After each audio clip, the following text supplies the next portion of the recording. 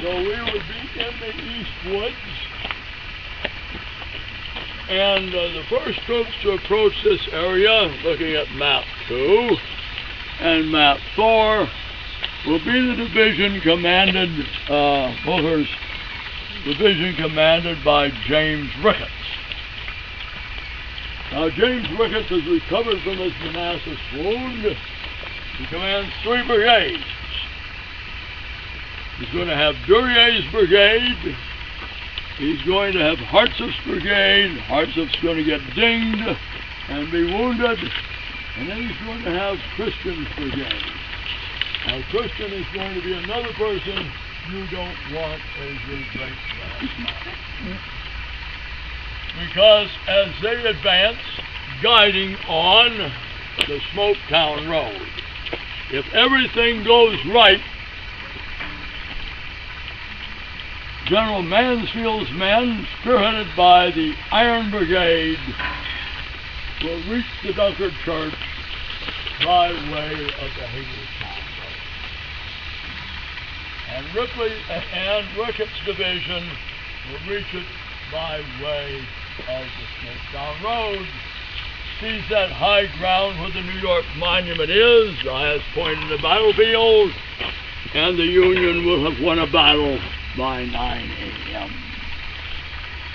But unfortunately for the Union, that's not going to happen. The Iron Brigade and its supports, because of the weakness of J.R. Jones, and he being the first to flee, the Stonewall Division will give way and fall back almost to the Dunkard Church. When William Stark made a somewhat sterner stop, then J.R. Jones will take charge and lead the men of the Stonewall Division back into combat. Now, moving again, these people here are going to be aiming at the section of the Confederate line held by two of Lawton's brigades,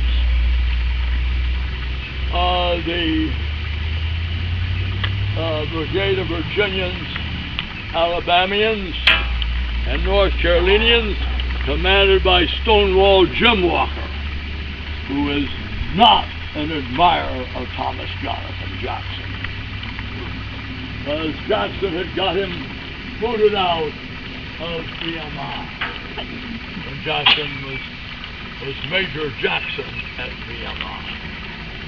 And on their left is going to be Douglas's brigade of Georgians. The Georgians and Walker and Georgians and Walker's brigade are going to be posted in a field just 30 along Stonewall, along Cornfield Avenue. No Cornfield Avenue. That's where they'll be posted, and they can see the enemy troops moving through the cornfield. Now at that time, the corn was principally Indian corn. It wasn't that hybrid corn like my friend from Iowa raises.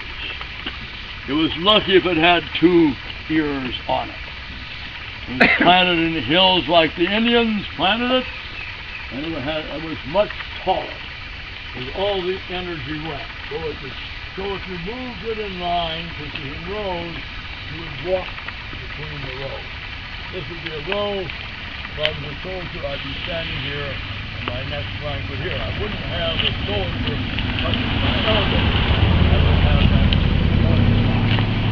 Of course, they move as they go, as the Union troops move.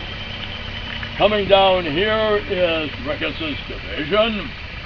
They come under fire because they're sending men up from Hill's command. Ridgely's brigade, Gray's brigade are being rushed up here and taking position on the high ground to our front. So as they come forward, Christian has seen all the combat he wants. Hardly does he come under fire, and he calls his orderly hands his horse's reins to his orderly and goes that way. 180 degrees in the wrong way, and that's a little disconcerting to his brigade. Meanwhile, Hartsuff's brigade has come under heavy fire. Hartsuff is wounded, and Duryea's brigade does what they're supposed to do. Men of steel, they go forward and lose very heavily, and in the end, they're going to maul Hayes's Louisiana Tigers and look like they might reach another victory.